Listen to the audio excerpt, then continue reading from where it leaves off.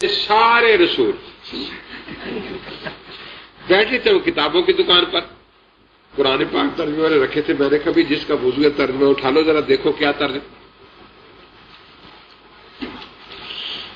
وہاں لکھا تھا گزر چکے آپ سے پہلے کئی رسول. میں نے کہا آپ نے سارے کس کا ترجمہ کیا تھا؟ کل نفس ذائقۃ الموت. کل نفس. میں نے کہا آپ پڑھی ہے دوبارہ نہ پڑھ بیٹھنا کہیں. کہ کیوں کیا ہوگا؟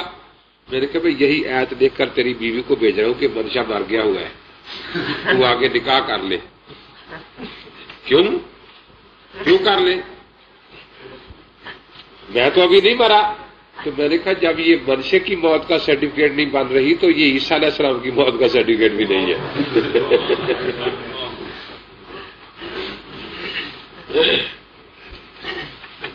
اب کہتا ہے جی میں وہ آیت پیش میں عیسیٰ علیہ السلام کا نام ہو. میں نے کہا نام والی سرٹیفکیٹ میں نام ہوتا ہے، آپ وہی پیش کریں. وَإِذْ قَالَ اللَّهُ يَا عِيسَىٰ إِنِّي مُتَوَفِّيكَ.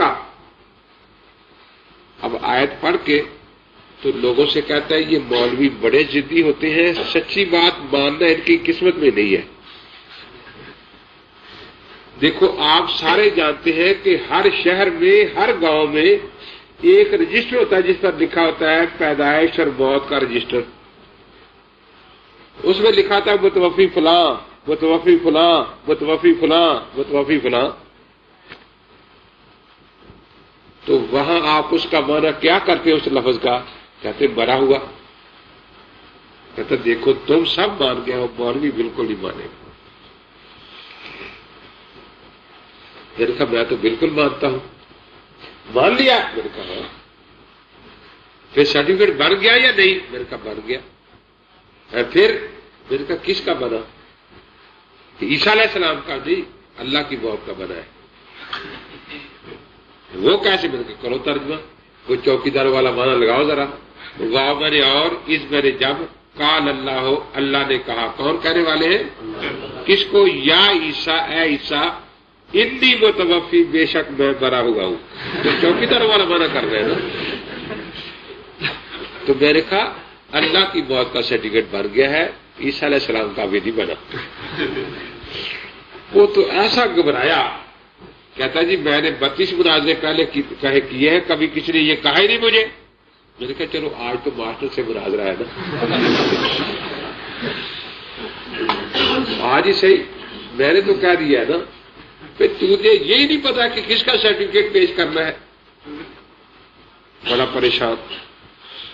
تو یاد رکھو موضوع متعین کرنا آدھا مناظرہ ہوتا ہے.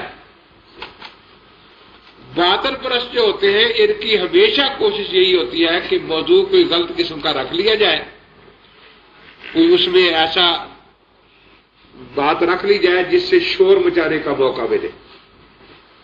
تو موضوع مقرر کرنا مناظرے میں، مناظرے کے 3 حصے لکھتے ہیں: مبادیات مناظرہ، اوساط مناظرہ، مقاط مناظرہ. مبادیات مناظرہ اسی کا نام ہے کہ یہ طے کیا جائے کہ موضوع کیا ہے مناظرے کا، یہ طے کیا جائے کہ مدعی کس کس دلیل کو مانتا ہے، یہ طے کیا جائے کہ جگہ کون سی ہوگی وغیرہ، وقت وغیرہ طے کیا جائے. اب ایک دفعہ لاہور مناظرہ تھا تو ساتھیوں نے رکھ لیا، مرزائیوں سے جلال الدین شمس مناظر تھا. اب انہوں نے لکھوا لیا کہ قرآن حدیث کے سوا کوئی بات پیش نہیں ہوگی. اب یہ مرزے کی کتاب اٹھایا مسلمانوں اور شور مچاتے رکھ دو، یہ حدیث کی کتاب ہے رکھ دو. کیونکہ ان کی کوشش ہوتی کہ مرزے کی کتابیں سامنے نہ آئے، اس میں فوراً پھنس جاتے ہیں بیچارے. صبح سے 12 بج گئے، وہ اور کوئی کام رکھ دو. اب سب نے سوچا کہ بھی علامہ خالد محمود کو بلاؤ. علامہ صاحب آ گئے. جلال الدین شمس نے دیکھا کہ علامہ صاحب آ گئے ہیں. علامہ صاحب آپ نے شرطیں پڑھ لی ہیں؟ جی آپ سنا دیں. کہا قرآن حدیث کے سوا کوئی بات پیش نہیں کرنی. بہت اچھا. علامہ صاحب نے مرزے کی کتاب اٹھائی کہ جی کیا اٹھایا ہے؟ مرزے کی کتاب. شرط نہیں سنی قرآن حدیث. علامہ صاحب کہتے تیرے جیسا جہل میں دیکھا، حدیث نبی کی بات کو کہتے میں تیرے نبی کی بات بھی سنانے لگا ہوں. تو اتنا جاہل ہے، مناظرہ کرنے آ گیا، تجھے پتہ نہیں حدیث کس کو کہتے ہیں؟ تیرے نبی کی حدیث ہی تو سنا رہا ہوں. اب جب اس پر آئے تو پھر تو مرزائی کی موت ہوتی ہے نا. اب انہوں نے کتابیں باندھنی شروع کر دی. علامہ صاحب پڑھ رہے تھے عزت شمس و کوبرت. جناب شمس تھا نا مناظر ان کا، عزت شمس و کوبرت. اب وہ چاہتے تھے کہ ان میں کوئی لڑائی کرائی جائے. مسجد میں لکھا تھا یا اللہ یا محمد، جہاں مناظرہ ہو رہا تھا. تو جلال الدین شمس نے پوچھا کہ علامہ صاحب یہ یا اللہ یا محمد کا لکھنا جائز ہے؟ علامہ صاحب نے فرمایا کہ ہمارے پاس دو ہی تو نعمتیں ہیں، ایک اللہ ایک محمد، اور ہمارے پاس ہے کیا؟ دو ہی تو نعمتیں ہمارے پاس، ایک اللہ اور ایک محمد، اور ہمارے پاس ہے کیا؟ اب جو وہ چاہتا تھا وہ علامہ صاحب اس طرف آئے نہیں. دیکھا مولانا علامہ صاحب یہ تو آپ پنجابی میں ترجمہ کر رہے ہیں، ان کا عربی میں ترجمہ کیا ہے؟ دیکھا کہ پنجاب کی مسجد میں لکھا ہوا، عرب کی مسجد میں لکھا ہوا ہی نہیں ہے. جبکہ عرب کی مسجد میں دکھائے گا وہاں بات کر لیں گے، یہ تو پنجاب میں لکھا ہوا ہے.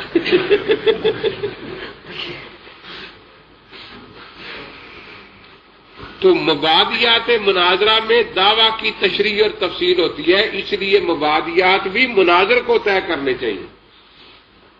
ہمارے یہ ہوتا ہے کہ ان پڑھ دکاندار ایک لکھ دیتا ہے اور ہمیں پھنسا دیتا ہے، باندھ کے بٹھا دیتا ہے وہاں. تو موضوع جتنا زیادہ واضح ہوگا باطل پرست چل ہی نہیں سکتا. ختم نبوت پر اسی طرح ایک دفعہ ہوگا، رات کو 12 بجے مجھے آ کے جگایا جی وہ مناظرہ آیا ہوا ہے قادیانیوں کا. تو میں نے کہا صبح سے ہی کہ نہیں اس نے چلے جانا ہے. میں نے کہا بڑا تیز ہے کوئی. میں نے مرزا بشیر الدین محمود کی وہ چھوٹی سی کتاب ہے ختم نبوت کی، وہ بس پکڑ لیا چلا گیا. تو کس بات پر مناظرہ ہوگا؟ جی اجراء نبوت پر. ٹھیک ہے. میں نے کہا پہلے نقطہ اختلاف واضح ہو جائے کیا ہے. جی آپ واضح کر دیں. میں پہلے چاہتا ہوں کہ مجھے کوئی کہے واضح کرنے کو. میں نے کہا دیکھیے مرزا قادیانی یہ کہتا ہے کہ حضرت کے بعد غیر مسلموں میں کسی قسم کا نبی نہیں آ سکتا، نہ صاحب شریعت نہ صاحب غیر تشریع، غیر مسلموں میں. ٹھیک ہے بات کہ جی بالکل ٹھیک ہے. مسلمانوں میں صاحب شریعت نبی نہیں آ سکتا. دوسری بات کہ جی یہ بھی ٹھیک ہے. غیر تشریعی نبی آ سکتا ہے لیکن اس کے لیے بھی ایک مرزا صاحب خاص ہے، اس نام کے لیے اور کوئی یہ نام استعمال نہیں کر سکتا.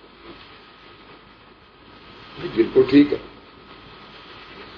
میں نے 2-3 دفعہ لوگوں میں بات دہرا دی. میں نے کہ اچھی طرح سمجھ لو 3 باتیں ہو گئی ہیں. غیر مسلموں میں کسی قسم کا نبی نہیں آ سکتا، نہ تشریعی نہ غیر تشریعی. مسلمانوں میں آ سکتا ہے لیکن غیر تشریعی صاحب شریعت نہیں آ سکتا. اور غیر تشریعی بھی تھوک کے حساب سے نہیں آئے کہ ایک ورد ہی آنا ہے بس. ٹھیک ہے جی. دیکھا اب یہ جو بیٹھے بیچارے دیہاتی لوگ ہیں ان کو یہ نہیں پتا کہ تشریعی نبی کسے کہتے ہیں، غیر تشریعی کسے کہتے ہیں. میں نے پوچھو کسی کو پتا ہے؟ کہنے لگے جی ہمیں تو پتا نہیں. تو میں نے کہا جب تک یہ نہ سمجھیں گے اس وقت تک کیا پتا ان کو لگے گا بیچاروں کو کہ دلیل دعوے کے مطابق ہے بھی یا نہیں. تو کہیں گے یہ بھی آپ ہی سمجھا دیں. چلو میں سمجھا دیتا ہوں. وہ مرزا بشیر احمد کی وہ نکالی میں نے ختم کی حقیقت، اس میں لکھا تھا وہ حدیث جو ہے کہ اللہ تعالیٰ نے 1,24,000 نبی بھیجے جن میں 313 رسول تھے. ادھر لکھتا ہے کہ رسول صاحب شریعت کو کہتے ہیں اور نبی وہ جو خود صاحب شریعت نہ ہو دوسرے صاحب شریعت کی تبلیغ کرے. میں نے کہا یہ صحیح لکھا ہے. بالکل صحیح لکھا ہے. میں نے کہا اب دیکھو خلاصہ کیا نکلا کہ غیر مسلموں میں رسول آ سکتا ہے نہ نبی. مسلمانوں میں رسول نہیں آ سکتا, نبی آ سکتا ہے. رسول نبی آ سکتا ہے. اگر کوئی رسول ہونے کا دعویٰ کر دے وہ کافر ہے. بالکل ٹھیک ہے جی. ابھی تک اسے پتہ نہیں تھا کہ میں نے اسے کہاں باندھا ہے. میں نے کہا اچھا اپنے دعوے کے پہلے حصے پر کوئی دلیل بیان کرے کہ نہیں آ سکتا رسول نہیں آ سکتا. کہتا ما کان محمد ابا احد من رجالکم ولکن رسول اللہ وخاتم النبیین. اب اگر میں یہ آیت پڑھتا تو وہ 100 نقلیں کرتا اس کے ترجموں میں. اب طریقہ میں نے یہ رکھا کہ آیت پڑھی وہ ہو اور ترجمہ بھی وہی کرے جو مجھے چاہیے. اس نے ترجمہ بھی کر دیا کہ حضرت رسول پاک صلی اللہ علیہ وسلم کسی مرد کے باپ نہیں, آپ اللہ کے رسول ہیں اور آخری نبی ہیں. میں نے کہا آپ کو شاید دعویٰ یاد نہیں رہا اپنا. آپ نے آیت یہ نہیں پڑھی تھی خاتم, نے پڑھی تھی خاتم المرسلین. اور نبی تو آنے ثابت کرنے تھے آپ نے تو الٹ کام کر لیا ہے. اب وہ گھبرایا, کہتے جی یہ کیا ہو گیا.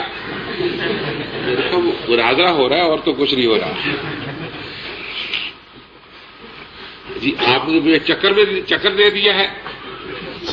میں نے کہا چکر تو ساری عمر مرزا دیتا رہے, ہمیں تو چکر دینے آتا ہی نہیں. تو چکر باز نبی چکر دیا کرتا ہے جس کے چکر بھی آپ آئے ہوئے ہیں. اب وہ کھڑا ہو گیا, بس جی بس میں نہیں آگے چل سکتا جی, یہ پتہ نہیں کیا قصہ یہ آپ نے کر کیا دیا ہے. تو مجھ سے وہ ترجمہ بھی کروا لیا ہے. تو بات ہی اصل میں یہ ہے کہ مناظرے میں کامیابی کا اصول ہی یہی ہے کہ دعویٰ اس طرح عوام میں واضح کیا جائے کہ جس میں وہ خود بخود ہی پھنس جائے. تو مبادیات مناظرہ میں اسی دعوے وغیرہ کی تعین ہوتی ہے, اور ساتھ مناظرہ کہتے ہیں جس میں دلیل ادھر سے بیان ہوتی ہے اور شاید 3 کام کرتا ہے, منع, نقض, معارضہ. اور بقات مناظرہ ہے کہ ان اصولوں پر اتفاق ہو جائے جن کو دونوں مانتے ہیں, پھر فیصلہ ہوگا کہ دعویٰ ثابت ہوا ہے یا ثابت نہیں ہوا. تو اصول مناظرہ میں مدعی کا ایک ہی کام ہوتا ہے اور شاہد کے مختلف کام ہوتے ہیں, 3 میں نے بتایا.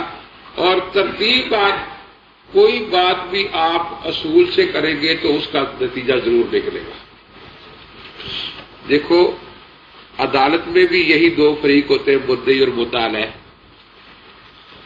لیکن عدالت کچھ نہ کچھ فیصلہ ضرور کرتی ہے. کیوں؟ اس میں تنقیح دعویٰ کی تاریخ بالکل الگ ہوتی ہے کہ دعوے کا نقطہ جو ہے وہ واضح ہو جائے. پھر وہ دعوے کا دیکھا کہ اب اس کے ذہن سے وہ سوال نکل گیا ہے تو پوچھا نواب صاحب یہ مسجد کا دروازہ کتنے قدم ہوگا یہاں سے؟ کہ جی 100 قدم ہوگا. 110 نہیں ہو سکتا جی, 110 بھی ہو سکتا ہے. تخمینہ اندازہ ہی ہے نا کہ 98 قدم نہیں ہو سکتا جی, 98 بھی ہو سکتا ہے. اچھا پھر باتیں شروع ہو گئی. جب 1